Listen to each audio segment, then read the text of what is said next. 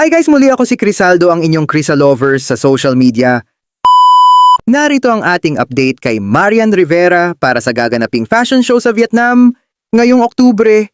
Muling pinatunayan ni Marian Rivera na siya ay tunay na reyna hindi lang sa telebisyon, kundi pati sa mundo ng high fashion. Sa Vietnam, ginanap ang rehearsal para sa Lunar Fracture The Art of Harmony Showcase ng Hatchie Couture. Dito, si Marian ang itinanghal na vedette ang pangunahing bituin ng palabas. Marian in elegant gown, designers adjusting her outfit.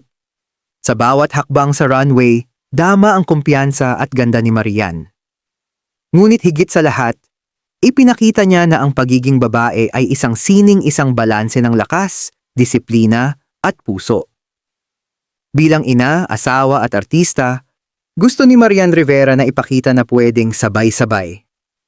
Yan na kaya mong maging totoo sa sarili mo habang patuloy kang lumalago.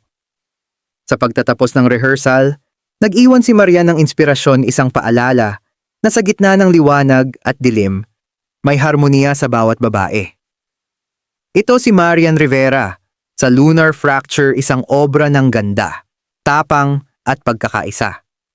Sa gitna ng liwanag at anino, isang babae ang muling maglalakad sa entablado, dala ang ganda, tapang at karisma na walang kapantay. Marian Rivera sa rehearsal hall, suot ang simpleng black outfit, graceful pero focused.